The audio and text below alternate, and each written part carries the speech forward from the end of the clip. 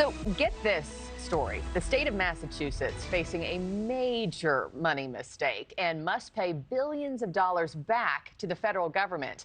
Governor Maura Healey says they will pay $2.1 billion over a 10-year period.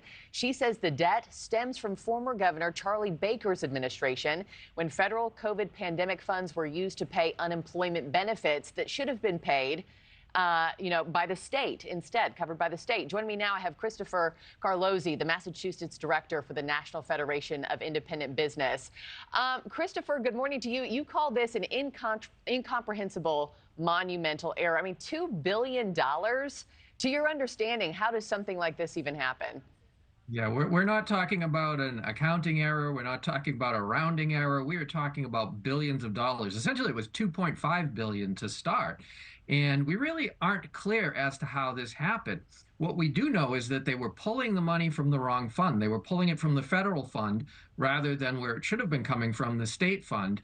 And the big problem is ultimately at the end of the day, it's going to be Massachusetts businesses that are responsible for paying this back over the next decade. They'll be paying $2.1 billion back. And why are they on the hook? Elaborate on that. Go deeper. What happens is, and it goes a little deeper than that, just the $2.1 billion. Going back to the pandemic, Massachusetts, we shut down pretty hard in this state, which had a lot of restrictions put in place. There was messaging telling people not to go out. Some businesses didn't open for a year after the pandemic started. So all these go back to COVID-related layoffs.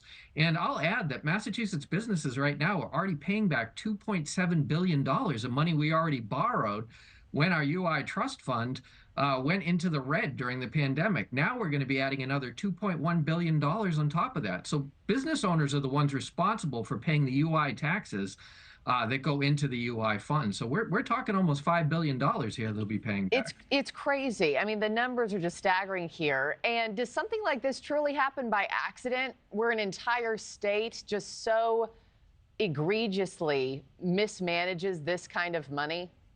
That's the real question. I mean, did they know they were pulling the money out of the wrong account? Or was it something where they thought they were following federal guidelines and just mistaken in the end? But I think what's clear is that Massachusetts has a pretty broken UI system to start with.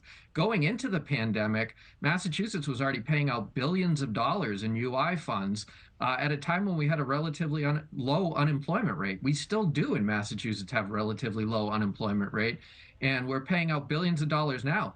Unfortunately, adding insult to injury here, going into 2028, it's looking like the UI Trust Fund in Massachusetts will be insolvent based on current projections. Part of which because we have some of the most lax eligibility requirements and one of the most generous benefits in the nation. Yeah. So we're paying out billions of dollars in UI claims with very low unemployment in the state. We're paying back $2.7 billion, and now we're going to be adding another $2.1 billion on top of that. Yeah, so, by 2028, the state giving out more money than it's bringing in. I only have 30 seconds left, Christopher, but you talk about small businesses. What about people who had jobless benefits at that time? Are they impacted by this at all? It won't be. What it's going to be is that small businesses will be paying more in UI taxes going forward. We're already ranked one of the worst in the nation. We were ranked 50th consistently on national rankings for UI taxes. We've kind of inched up to 47th. But it's a major issue. It's a major competitive issue for Massachusetts small businesses. It's been hard enough for them for the last couple of years, dealing with inflation, dealing with labor shortages. Most of them are still struggling to find workers. Yeah. Now they'll be paying even more in UI taxes. Something went grossly awry here, and someone's got to get to the bottom of it. Would be interested to hear more. Christopher Carlozzi, keep us posted. Thank you so much, sir.